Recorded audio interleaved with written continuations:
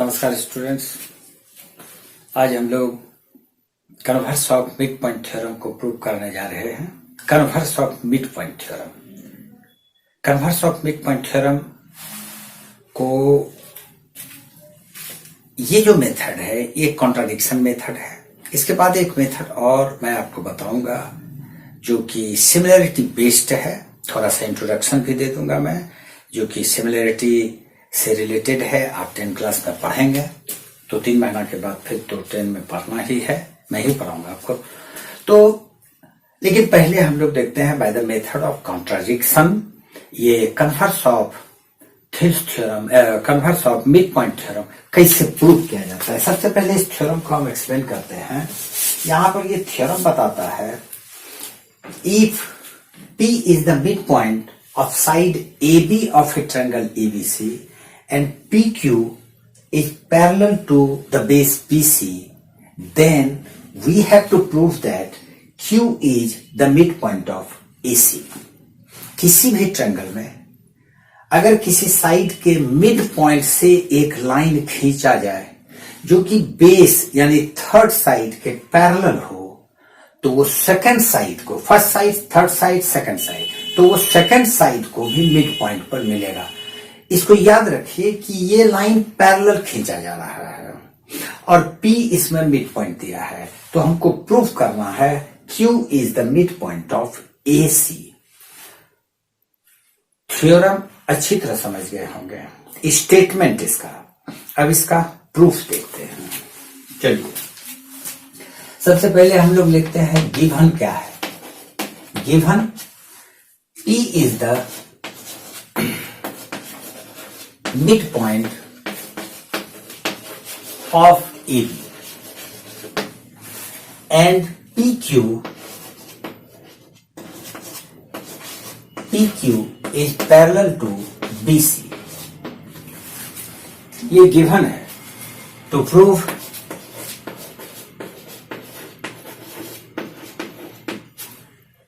Q is the midpoint of AC. Q is the midpoint of AC। इसका मतलब AQ equal to QC हमको prove करना है। ये तो क्वेश्चन है। अब इसका हम लोग प्रूफ में जाते हैं। प्रूफ में इसको प्रूव करने के लिए एक कंस्ट्रक्शन करेंगे। कंस्ट्रक्शन क्या करेंगे?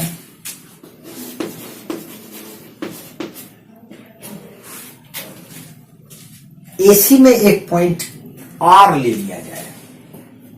R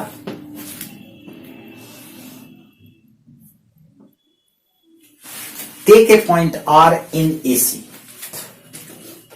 take a point R in AC such that हमको प्रूव करना है Q मिड पॉइंट है। हम मान लेते हैं कि R मिड पॉइंट है, ठीक है। तो such that R is the mid point MP मतलब mid point, MP of AC। Take a point R in AC such that R is the midpoint of AC। फिर एक बार मैं आपको बता दूं कि प्रूफ करना है Q is the midpoint of AC, लेकिन हमने माना कि R is the midpoint of AC। बाद में गलत साबित कर देंगे कि भाई R जो माने थे वो R मिडपॉइंट हो ही नहीं सकता है। तो फिर आप पूछ सकते हैं कि भाई जब बाद में गलती कीजिएगा तो अभी ये काहे लेके चल रहे हैं। तो चलना पड़ेगा, बगैर इसके उपाय नहीं है, ठीक है। चले ना, चलिए अब क्या करते हैं। Since P is the mid point of AB and R is the midpoint of AC। R is the midpoint of AC। P is the mid point of A B, इस दोनों का रीजन भी लिखो, रीजन नहीं लिखोगे तो marks cut हो जाएगा, इसलिए रीजन लिखिए। तो P is the mid point of A B का रीजन क्या होगा, गिवन,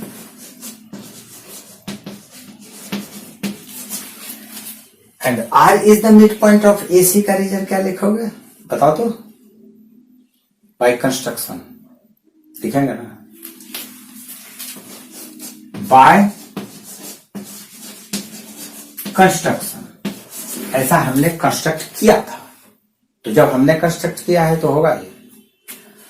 और अब देखें, P is the mid point of A B and R is the mid point of A C. जरा सा मिड पॉइंट थ्योरम पे चले जाते हैं हम 30 सेकंड के लिए।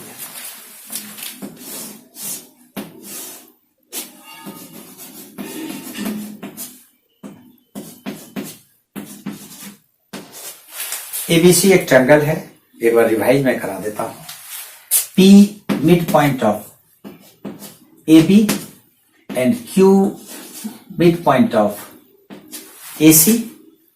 अगर हम इस दोनों लाइन को ज्वाइन कर देते हैं, PQ को ज्वाइन कर दिया, यही मिड पॉइंट थ्योरम था, आपको याद होगा, अच्छी तरह से हम बताए थे आपको। तो PQ parallel BC, PQ parallel BC, PQ parallel BC और PQ हाफ BC, ये दोनों मिड पॉइंट थ्योरम का रिजल्ट हुआ करता था। तो सेकंड वाला जो रिजल्ट है उसको नहीं लेना है, फर्स्ट वाला result PQ is parallel to BC। देखिए, P is the mid point of AB, R is the mid point of AC, therefore PR is parallel to BC. Therefore, by midpoint theorem, PR is parallel to BC. PR is parallel to BC, but PQ is parallel to BC.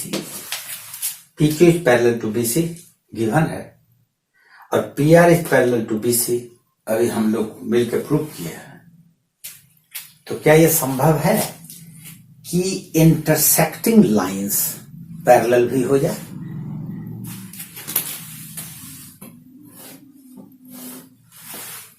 तब तो आप इसको भी parallel बोल दीजिएगा। नहीं,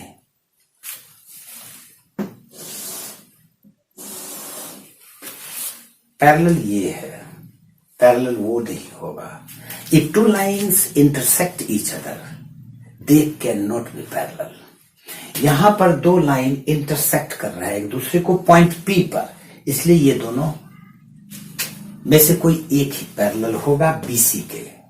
लेकिन हम तो प्रूव कर दिए भाई दोनों पैरेलल है, अब क्या करें? तो हम लिखेंगे इट कॉन्ट्राडिक्ट्स,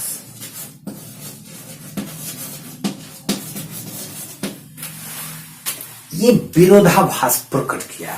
क्या मतलब हुआ कि ये जो हम प्रूव किए उसका विरोध कर रहा है कि भाई नहीं, ये नहीं होगा। यानी कि आवर एज्यूम्शन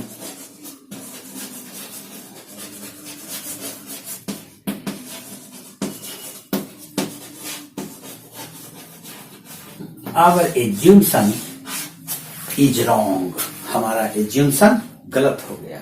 तो हम माने क्या थे कि R is the mid point of AC, और वो हम ही गलत कर दिए। तो सही क्या है? Q is the mid point of AC, therefore Q is the mid point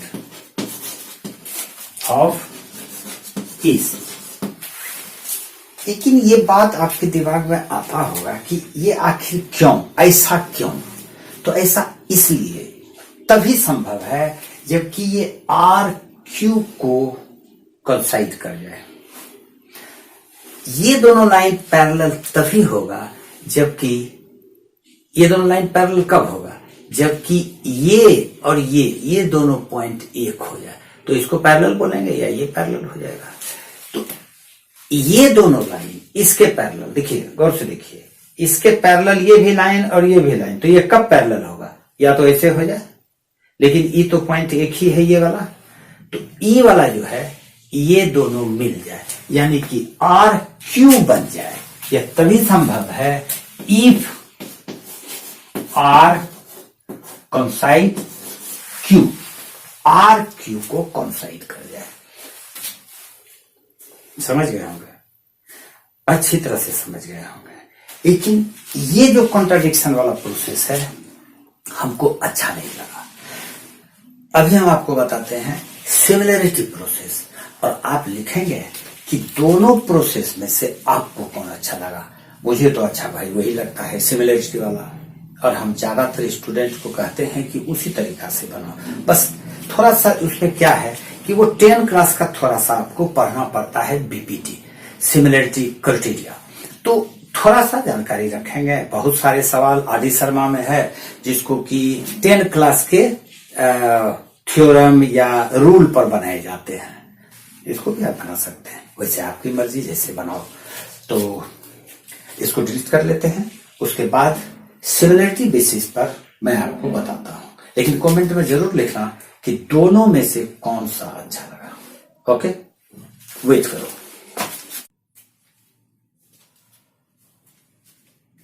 ये converse of mid point theorem, इसको प्रूव करेंगे सिमिलरिटी के प्रोसेस से। एक बार जरा सा 2 मिनट के लिए आपको हम सिमिलरिटी समझा देते हैं, देखें जरा ध्यान से देखें।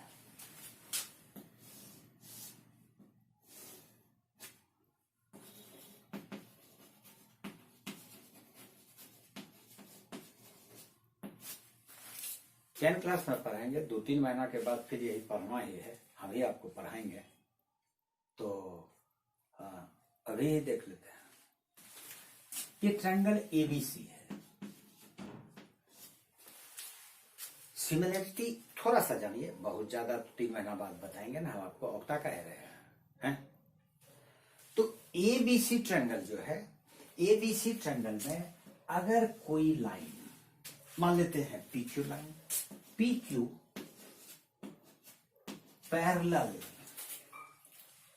अगर PQ पैरेलल BC के हो, जो कि आपका ये converse of mid point theorem का ये हमारा स्टेटमेंट भी है कि P is the mid point of AB and PQ is parallel to BC, है ना।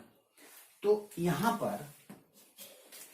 पर सिमिलरिटी में क्या बोल रहा है, PQ is parallel to BC। अगर ऐसा है तो यहां पर तो वो कंडीशन हो रहा है, यानी कि वो वाला नियम हम यहां लगा सकते हैं ना, ठीक है। तो अगर ऐसा है तो हम कह सकते हैं AP by PB is equal to AQ by QC।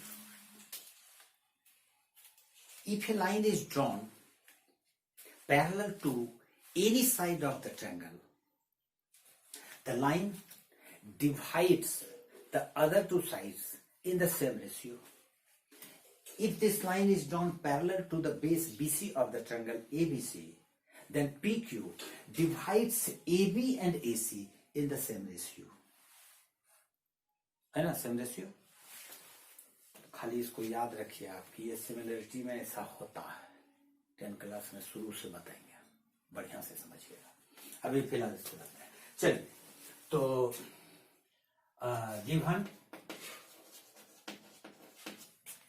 P is the midpoint of AB and PQ parallel BC. To prove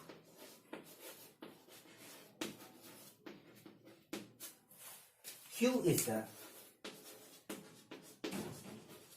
midpoint of AC.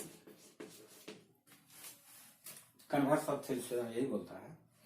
तो अब हम इसको प्रूफ देखते हैं।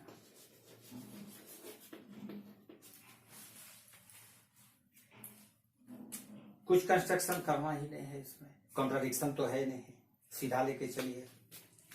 Since PQ is parallel to BC, given है, दिया हुआ है, यहां पर देख लीजिए आप, P Q parallel to BC. और जब पी क्यू पैरेलल बीसी है तो हम लिख सकते हैं बाय, ये चीज लिखना पड़ेगा, बाय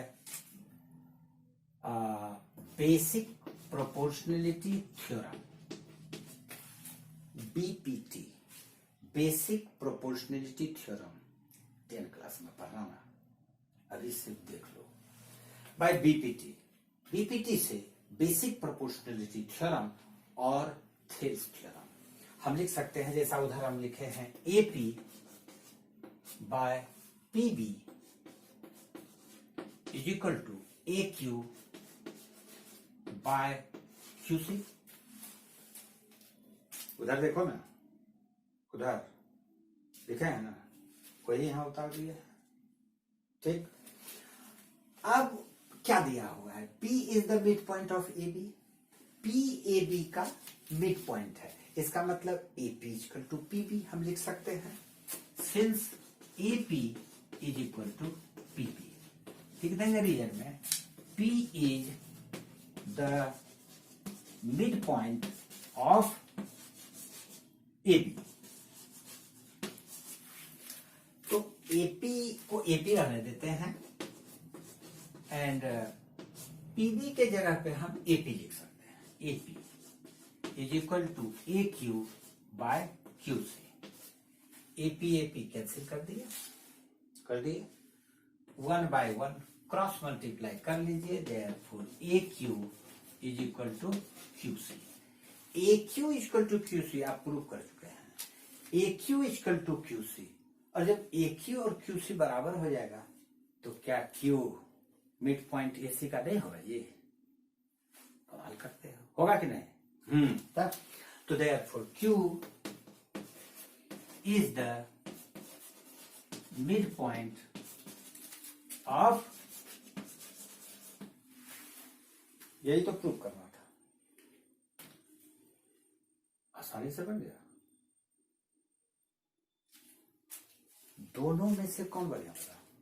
कमेंट में जरूर लिखोगे, इसको पक्का लिखना और बताना कि बीपीटी वाला तरीका अच्छा है या कॉन्ट्राडिक्शन वाला तरीका अच्छा है। हमको अच्छा लगेगा अगर आप लोग लिखेंगे कि भाई ये तरीका अच्छा लगा, हम और भी बहुत तरीका जानते हैं, सब बताएंगे आपको। इसको कॉपी कर लीजिए, 5 बार बनाइएगा, पक्का हो जाएगा। ठीक है, अगले वीडियो में हम आपके कुछ सवाल को बताएंगे। ठीक, तब तक आप इससे काम चलाइए ना। ठीक है, ओके, बाय बाय।